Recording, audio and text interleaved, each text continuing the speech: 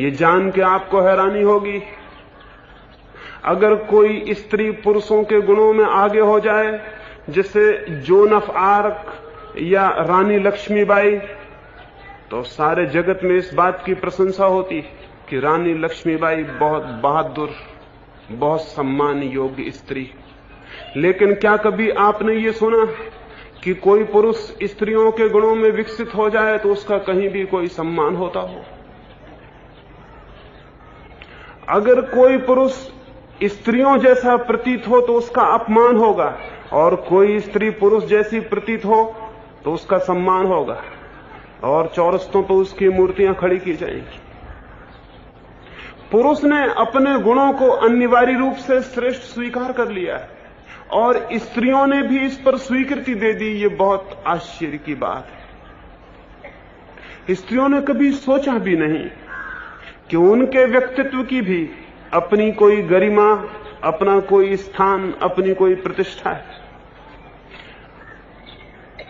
इस 3-4 हजार वर्ष की गुलामी के बाद एक विद्रोह, एक प्रतिक्रिया, एक रिएक्शन पैदा होना शुरू हुआ, और स्त्रियों ने यह घोषणा करनी शुरू की कि हम पुरुषों के समान हैं और हम बराबर हैसियत, बराबर अधिकार मांगते हैं। लेकिन फिर दोबारा भूल हुई जा रही है, जिसका आपको शायद पता ना हो। उस भूल के संबंध में भी समझ लेना जरूरी है। मैं कहना चाहता हूं, स्त्रियां ना तो पुरुष से हीन हैं और ना समान हैं। स्त्रियां पुरुषों से भिन्न हैं, वे बिल्कुल भिन्न हैं। न उनके नीचे होने का सवाल है, न उनके समान होने का सवाल है। स्त्रियां पुरुषों से बिल्कुल भिन्न हैं, और जब तक स्त्रियां अपनी भिन्नता की भाषा में, अपने अलग व्यक्तित्व की भाषा में सोचना शुरू नहीं करेंगी, तब तक या तो वे पुरुष की दास होंगी या पुरुष की अनुयायी होंगी, और दोनों स्थितियां खतरनाक हैं। पश्चिम में स्त्रियों ने एक बगावत की है, एक विद्रोह किया है, और परिणाम यह हुआ है कि स्त्रियां पुरुषों जैसे होने की दौड़ में, होड़ में पड़ गई। जो पुरुष करते हैं और जैसे पुरुष हैं वैसे ही स्त्रियों को भी हो जाना चाहिए। जो शिक्षा पुरुष को मिलती है वही स्त्री को भी मिलनी चाहिए। अगर पुरुष युद्ध के मैदान पर लड़ने जाते हैं तो स्त्रियों को भी युद्ध के मैदान पर सैनिक बन के उपस्थित होना चाहिए। इस बात की कल्पना भी नहीं है आपको कि पुरुषों की नकल में स्त्रियां हमेशा द्वितीय कोटि की होंगी, प्रथम कोटि की कभी भी नहीं हो सकती। क्योंकि जिन गुणों में वे प्रतिस्पर्धा करने जा रही हैं वे पुरुष के लिए सहज गुण हैं और स्त्रियों के लिए असहज धर्म है। वैसी स्थिति में स्त्रियां एकदम कुरूप, अपने स्वभाव से च्युत, जो हो सकती थी उससे वंचित हो जाएंगी, और परिणाम बड़े घातक होंगे जिनकी हमें कोई धारणा नहीं, कोई सपना भी नहीं। जो शिक्षा पुरुषों को मिलती है वही शिक्षा स्त्रियों को देना अत्यंत भ्रांत, एकदम गलत है। उचित है कि पुरुष गणित सीखें, उचित है कि पुरुष विज्ञान सीखें, लेकिन बहुत उचित होगा कि स्त्री कुछ और सीखे जो पुरुष नहीं सीखते। उसे जीवन में कुछ और करना है, उसके ऊपर जीवन ने कोई और दायित्व दिया है, कोई दूसरी रिस्पॉन्सिबिलिटी है उसके ऊपर प्रेम का, सृजन का कोई दूसरा भार है। गणित सीख लेने से दुकानें चल सकती होंगी, बच्चे नहीं बड़े किए जा सकते हैं। साइंस से फैक्ट्रियां चलती होंगी, लेकिन परिवार नहीं चल सकते। और परिणाम यह हुआ है, स्त्री को पुरुष जैसी दीक्षा और शिक्षा और समानता के भाव ने स्त्रियों से जो भी उनका महत्वपूर्ण मातृत्व था वो सब छीन लिया। उनके जीवन में जो भी गौरवपूर्ण पत्नीत्व था वो सब छीन लिया है। उनके भीतर जो भी स्त्रीण था वो सब नष्ट किया जा रहा है। वे करीब करीब पुरुष की नकल में निर्मित की जा रही हैं, और वे बहुत प्रसन्न भी मालूम हो रही। इस प्रसन्नता के लिए बहुत हजार हजार आंसू आज नहीं कल स्त्रियों को तो रोने ही पड़ेंगे, पुरुषों को भी रोने पड़ेंगे। शायद हमें इस बात का ख्याल नहीं कि स्त्री और पुरुष के चित्त में बुनियादी भेद, भिन्नता है, और ये भिन्नता अर्थपूर्ण है। पुरुष और स्त्री का सारा आकर्षण उसी भिन्नता पर निर्भर है। वे जितनी भिन्न हों, वे जितने दूर हों, उनके भीतर पोलैरिटी हो, उत्तर और दक्षिण ध्रुव की तरह उनमें भिन्नता हो, उतना ही उनके बीच कशिश, आकर्षण, ग्रेविटेशन होगा, उतना ही उनके बीच प्रेम का जन्म होगा। जितना उनका फासला हो, उनकी भिन्नता हो, जितने उनके व्यक्तित्व अनूठे और अलग हों, जितने वे एक दूसरे जैसे नहीं बल्कि एक दूसरे के परिपूरक कॉम्प्लीमेंटरी हों। अगर पुरुष गणित जानता हो और स्त्री भी गणित जानती हो तो ये दोनों बातें उन्हें निकट नहीं लाती, ये दोनों बातें उन्हें दूर ले जाएंगी। अगर पुरुष गणित जानता हो और स्त्री काव्य जानती हो, संगीत जानती हो, नृत्य जानती हो, तो वे ज्यादा निकट आएंगे, वे जीवन में ज्यादा साथी, गहरे साथी बन सकेंगे। और जब एक स्त्री पुरुषों जैसी दीक्षित हो जाती है तो ज्यादा से ज्यादा वो पुरुष को स्त्री होने का साथ भर दे सकती है, लेकिन उसके हृदय की उस अभाव को जो स्त्री के लिए प्यासा और प्रेम से भरा होता है, उस अभाव को पूरा नहीं कर सकती। पश्चिम में परिवार टूट रहा है, भारत में भी परिवार टूटेगा, और परिवार टूटने के पीछे आर्थिक कारण उतने नहीं हैं जितना स्त्रियों का पुरुषों के जैसा शिक्षित किया जाना है। पुरुष की भांति शिक्षित होकर स्त्री एक नकली पुरुष बन जाती है, असली स्त्री नहीं बन पाती। भिन्नता का लेकिन हमें कोई ख्याल नहीं है, और भिन्न शिक्षा और दीक्षा का हमें कोई विचार नहीं है। ये बात सारे जगत की स्त्रियों को कह देने जैसी है कि उन्हें अपने स्त्री होने को बचाना है। कल तक पुरुष ने उन्हें हीन समझा था, नीचा समझा था और इसलिए नुकसान पहुंचाया। आज पुरुष अगर राजी हो जाएगा कि तुम हमारे समान हो तो हमारी दौड़ में सम्मिलित हो जाओ। इस दौड़ में स्त्रियां कहां पहुंचेंगी? और सवाल यही नहीं है कि स्त्रियों को नुकसान होगा, सवाल यह है कि पूरा जीवन नष्ट होगा। सीएम जोड ने, पश्चिम के एक विचारक ने एक बड़ी अद्भुत बात लिखी। उसने लिखा कि जब मैं पैदा हुआ था तो मेरे देश में घर थे, होम्स थे, लेकिन अब जब मैं बूढ़ा होकर मर रहा हूं तो मेरे देश में होम जैसी कोई चीज नहीं, घर जैसी कोई चीज नहीं, केवल मकान, केवल हाउसेस रह गए। होम और हाउस में कुछ फर्क है? घर में और मकान में कोई भेद है? होटल में और घर में कोई फर्क है? अगर कोई भी फर्क है तो वो सारा फर्क स्त्री के ऊपर निर्भर है और किसी के ऊपर निर्भर नहीं है। एक हाउस होम बन सकता है, एक मकान घर बन जाता है अगर उसके बीच में केंद्र पर कोई स्त्री हो। लेकिन स्त्री अगर पुरुष जैसी हो जाती तो घर में मकान रह जाता है, घर निर्मित नहीं हो पाता। दो साथ रहने वाले लोग होते हैं लेकिन पति और पत्नी नहीं होते। बच्चे पैदा होते हैं लेकिन नर्स और बच्चों का संबंध होता है, मां का और बेटे का और बेटियों का कोई संबंध नहीं होता। क्योंकि वो जो स्त्री थी, जो मां बन सकती थी, उसके विकास के लिए हमने कुछ भी नहीं किया। हमारे स्कूल और कॉलेज क्या सिखा रहे हैं? स्त्रियों के लिए क्या दे रहे हैं? वे ही उपाधियां दे रहे हैं जो पुरुषों को दी जा रही हैं। वे उन्हीं परीक्षाओं में से उन्हें निकाल रहे हैं जिनमें से पुरुषों को निकाला जा रहा है। वे उसी भांति की कवायद, उसी भांति के खेल खिला रहे हैं स्त्रियों को जो पुरुष खेल रहे हैं। और बड़े आश्चर्य की बात है कि इस सदी में, जबकि हम मनुष्य के शरीर और फिजियोलॉजी के संबंध में बहुत कुछ जानते हैं, हमें इतना भी पता नहीं है कि वही कवायद, वही एक्सरसाइज पुरुष और स्त्री को नहीं करवाई जा सकती। स्त्री के शरीर के नियम, स्त्री के शरीर की बनावट बहुत भिन्न है। उसे अगर वही कवायद करवाई जाती है और उसे भी एनसीसी में वही लेफ्ट राइट करवाया जाता है जो पुरुष सैनिक सीख रहे हैं, तो हम स्त्री के भीतर किसी बुनियादी तत्व को तोड़ देंगे जिसका हमें कोई पता ही नहीं है, जिसका हमें ख्याल ही नहीं है। अतीत के लोग नासमझ नहीं थे।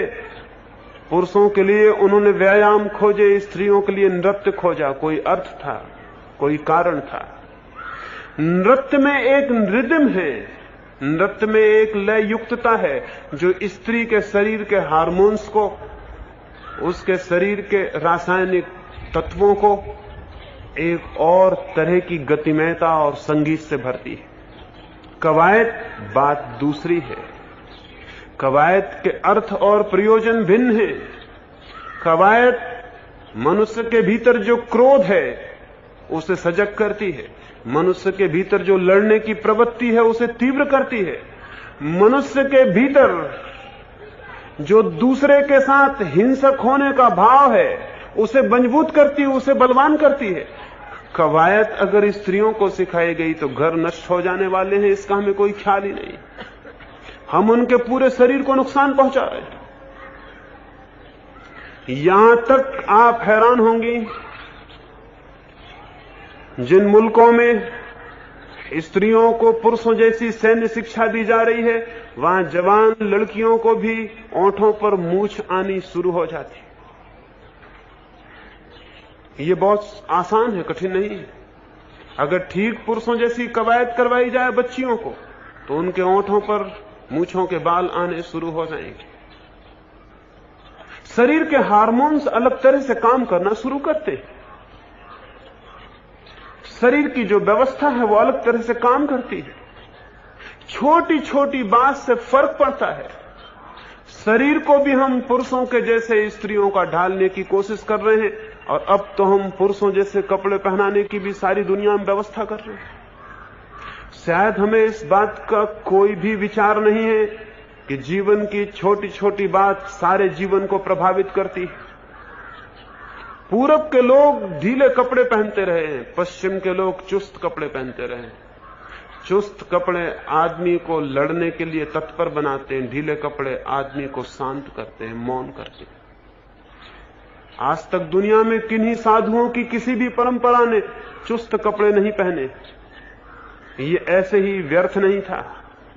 ढीला कपड़ा व्यक्तित्व को एक शिथिलता और शांति देता है। कसे हुए कपड़े व्यक्तित्व को एक तेजी और चुस्ती देते हैं। इसलिए हम सैनिकों को और नौकरों को चुस्त कपड़े पहनाते हैं, लेकिन मालिक दुनिया में कभी चुस्त कपड़े नहीं पहनते रहे। अगर आप चुस्त कपड़े पहने हुए सीढ़ियां चढ़ती हो तो आप 2 सीढ़ियां एक साथ छलांग लगा जाएंगी, आपको पता भी नहीं चलेगा कि कपड़े आपको 2 सीढ़ियां इकट्ठी चढ़वा रहे हैं। और अगर आप ढीले और कपड़े पहने हुए हैं तो आप एक गरिमा से, एक डिग्निटी से सीढ़ियों को पार करेंगी और चढ़ेंगी। स्त्रियों के कपड़े पुरुषों जैसे कभी भी नहीं होने चाहिए। स्त्रियों के जीवन में हम कुछ और अपेक्षा किए हुए हैं। उनसे घर में किसी एक शांत वातावरण की अपेक्षा है।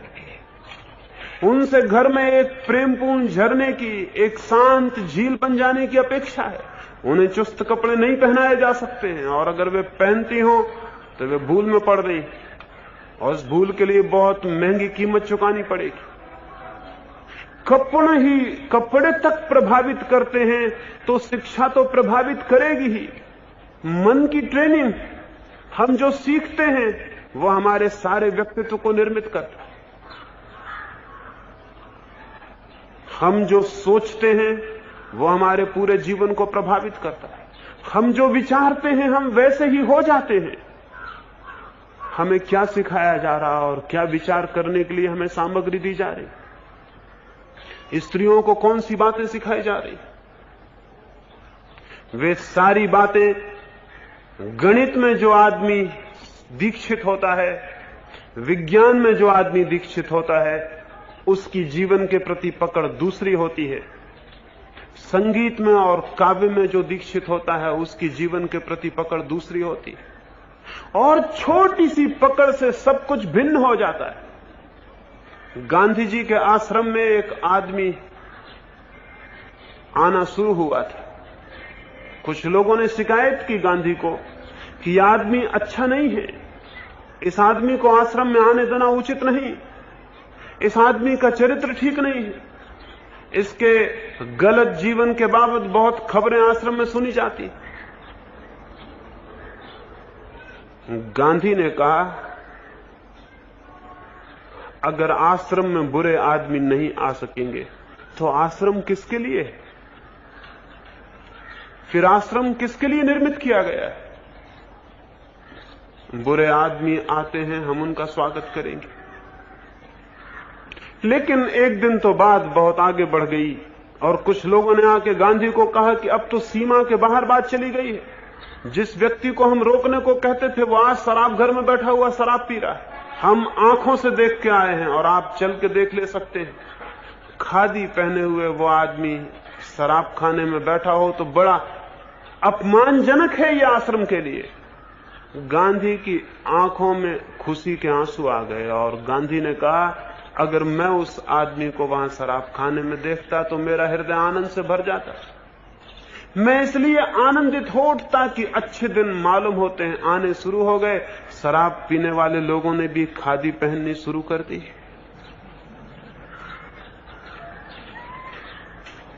वो लोग जो खबर लाए थे उन्होंने खबर लाए थे कि खादी पहने हुए आदमी शराब पी रहा है, ये बहुत बुरी खबर है। लेकिन गांधी ने कहा, मेरा हृदय खुशी से भर जाएगा अगर मुझे ये पता चल जाए कि शराब पीने वाले लोगों ने भी खादी पहननी शुरू कर दी। ये जीवन को दो तरफ से देखना है। जिन मित्रों ने गांधी को आके कहा था, उनको जीवन को देखने की जो दृष्टि है वो एक अदालत की दृष्टि है, वो एक वकील की दृष्टि है। गांधी ने जिस तरफ से देखा वो एक मां की दृष्टि है, वो एक स्त्री की दृष्टि है, वो एक वकील की और एक अदालत की और कानून की दृष्टि नहीं है। क्या फर्क है दोनों दृष्टियों में? पहली दृष्टि में कंडेमनेशन है उस आदमी का, उस आदमी की निंदा है, उस आदमी को छोड़ देने का आग्रह है, उस आदमी से अलग हट जाने की बात है। दूसरी दृष्टि में उस आदमी के भीतर किसी शुभ के दर्शन की कोशिश, उस आदमी के भीतर भी सुंदर को खोजने का ख्याल है, उस आदमी के संबंध में भी आशा है। अभी दूसरे विचार में वो आदमी समाप्त नहीं हो गया, उसके बदल जाने की अभी गुंजाइश स्वीकृत है। मां का एक बेटा बिगड़ता चला जाए, बिगड़ता चला जाए, बिगड़ता चला जाए, सारी दुनिया आके उसको कहे कि लड़का छोड़ देने जैसा हो गया, ये लड़का बिगड़ गया, ये घर में घुसने जैसा नहीं है। लेकिन मां कहेगी अभी बहुत आशा है।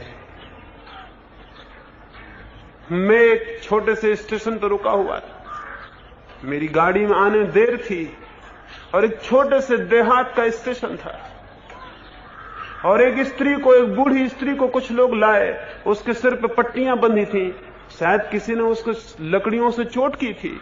2-3 स्त्रियां भी उसके साथ थीं, वे बाहर बड़े नगर में अस्पताल में उसे ले जाने को लाए थे। मैंने पूछा कि इस स्त्री को किसने मार दिया है, तो उनकी साथ की स्त्रियों ने कहा इसका एक ही लड़का है और उसी लड़के ने इसको लकड़ी से चोट पहुंचाई, इसके सिर को लहूलुहान कर दिया, ये बेहोश हो गई थी, अभी अभी होश में आई, हम इसे अस्पताल ले जाते। दूसरी स्त्री ने जो उसी के साथ थी उसने कहा कि ऐसे लड़के तो पैदा ही ना हो तो अच्छा। लेकिन उस बूढ़ी ने जिसके सिर से खून बह रहा था उसने उस दूसरी स्त्री के मुंह पे हाथ रख दिया और कहा ऐसा मत कहो, अगर लड़का ना होता तो आज मुझे मारता भी कौन।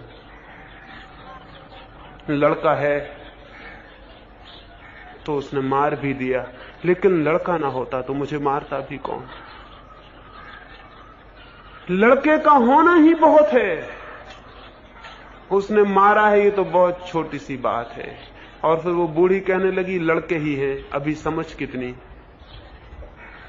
मार दिया है कल समझ वापस आ जाएगी। ये एक मां का हृदय है जो गणित में नहीं सोचता, जो कानून में नहीं सोचता, जो किसी प्रेम और आशा से सोचता है। स्त्रियों की शिक्षा एकदम भिन्न होनी चाहिए ताकि उनकी दृष्टि भिन्न हो, वे जीवन को किन्हीं और ढंगों से सोचने में समर्थ हो सके। लेकिन नहीं, ये नहीं हो रहा है। हम उन्हें उन्हीं दृष्टियों में, उन्हीं दर्शनों में, उन्हीं विचारों में दीक्षित कर रहे हैं जिनमें पुरुष दीक्षित है। और पुरुष ने जो दुनिया बनाई वो गलत सिद्ध हो चुकी है, इसे कुछ कहने की जरूरत नहीं है। पिछले 3000 वर्षों में पुरुषों की दुनिया में 15,000 युद्ध हुए। शायद ही कोई दिन ऐसा है जब जमीन पर युद्ध ना हो रहा हो। प्रतिदिन युद्ध हो रहा है, प्रति क्षण युद्ध हो रहा है।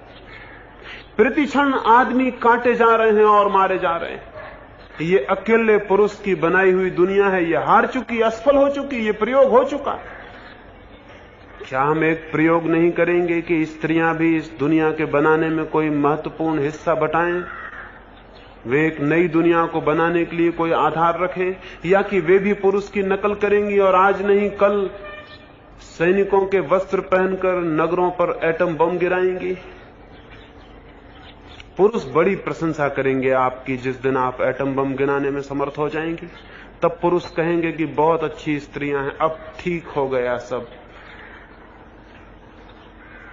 जब आप युद्ध के मैदान पर बंदूकें लेकर खड़ी हो जाएंगी तो पुरुष आपको बहुत तगमे बांटेंगे, पद्मश्री और भारत भूषण की उपाधियां देंगे और महावीर चक्र देंगे और कहेंगे अब स्त्रियां ठीक हो गई, बहुत बहादुर हो गई।